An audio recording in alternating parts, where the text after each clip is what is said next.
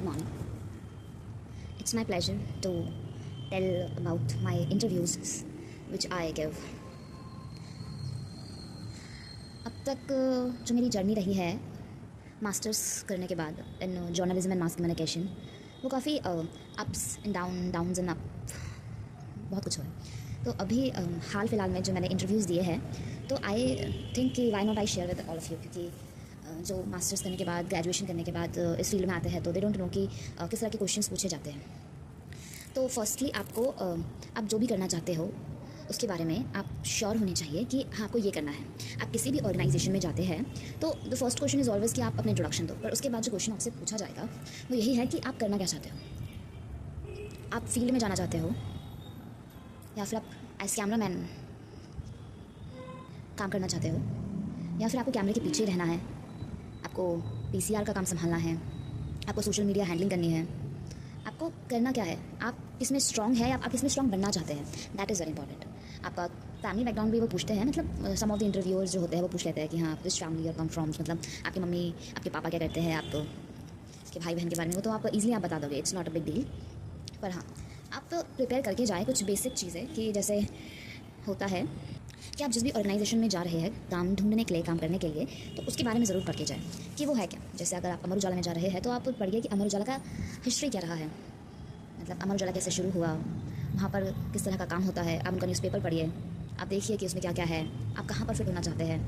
अगर आप जा रहे हैं, जैसे अमर उजाला में जब मैं गई थी वहाँ पर इंटरव्यू के लिए, इंटर्न के लिए गई थी, इंटर्न इंटरव्यू था वो, तो उसमें वो आपसे कुछ लिखवाते हैं। मतलब फर्स्टली वो थोड़ा बात करते हैं 5-10 मिनट, उसके बाद वो आपसे किसी न किसी टॉपिक पर, जैसे आप किसी शहर से, मतलब आप जहाँ से हो, लाइक XYZ कोई भी हो सकता है, ऋषिकेश, देहरादून, हरिद्वार, रुड़की, पंजाब, कहीं से भी हो, तो वहाँ के बारे में ज़रूर लिखवाते हैं, वहाँ की समस्याओं के बारे में, वहाँ पर क्या खूबियाँ है उसके बारे में। तो आप ज़रूरी से आप ये सब प्रैक्टिस करके आए, और अगर आपकी प्रैक्टिस है तो बहुत अच्छी बात है। और या तो फिर किसी करंट इश्यूज़ पर, मतलब जो भी चल रहा होता है, जैसे अभी सावन का महीना चल रहा है, जुलाई है, तो कांवड़ यात्रा होने वाली है। मतलब हर स्पेसिफिक प्लेस की कुछ ना कुछ खूबियाँ होती है, वहाँ पर कुछ ना कुछ चलता रहता है, तो उसके बारे में आप अप टू डेट रहिए और जानिए कि हमारे जो देश में, विदेश में और हमारे लोकल में क्या क्या हो रहा है। इसके अलावा कुछ चीज़ें सोने पे सुहागा का काम भी करती है, जैसे कि आपके पास कुछ एक्स्ट्रा स्किल्स हो, तो स्किल्स आर वेरी इंपॉर्टेंट। जैसे आप किसी पर्टिकुलर बीट में स्पेशलाइजेशन हो आपका, जैसे कि आप बहुत इंटरेस्ट के हिसाब से लिखते हो, मतलब आपको उसकी नॉलेज हो, जैसे किसी को इन्वायरमेंट सब्जेक्ट की काफ़ी नॉलेज होती है, किसी को जियोग्राफी का होता है, किसी को हिस्ट्री का होता है, मतलब अलग अलग चीज़ों का नॉलेज होना बहुत ज़रूरी है। अगर आपको है तो इट्स लाइक कि इट्स मतलब वो आपको ले ही लेंगे। साथ ही इसके अलावा डिपेंड करता है कि आप किस ऑर्गेनाइजेशन में जा रहे हो। जैसे अगर आप रेडियो में जा रहे हो, जैसे मैं जब रेड एफएम में गई थी, तो वहाँ के जो क्वेश्चन है वो बिल्कुल अलग हो जाता है प्रिंट मीडिया से। जैसे वो पूछते हैं कि ट्रेंड में क्या चल रहा है, अभी कौन सी मूवी लगी हुई है सिनेमा में, सबसे हिट मूवी कौन सी रही है अभी पिछले 1-2 हफ्तों में। तो जैसे अगर आप बोलते हो कि आपको घूमना पसंद है, यू लव ट्रैवलिंग, तो वो पूछेंगे कि अपनी जगह, मतलब जहाँ पे रहते हो, आप कुछ सीक्रेट प्लेसेस बताएं जहाँ पर लोग जा सकते हैं। अगर आप बोलोगे क्या मुझे बुक पढ़ना पसंद है, तो बोलेंगे कि आप 5 बुक्स बताइए, मतलब जो आप रिकमेंड करेंगे किसी को भी। तो आप जो भी बोलते हैं उसका आपको सब नॉलेज होना चाहिए, मतलब आप ऐसी हवा में बातें मत कीजिएगा। अगर आप जनरली किसी चीज़ को लेकर बहुत ज़्यादा इंटरेस्टेड हैं, आप करते हो, तो आप वो बोलिए, और उसके लिए प्रिपेयर भी रहिए कि आपको इस तरह के क्वेश्चंस आ सकते हैं। और अगर आप किसी न्यू मीडिया में जाते हैं तो वहाँ के क्वेश्चन टोटली डिफरेंट होंगे प्रिंट मीडिया से और electronic media, radio, news channel से।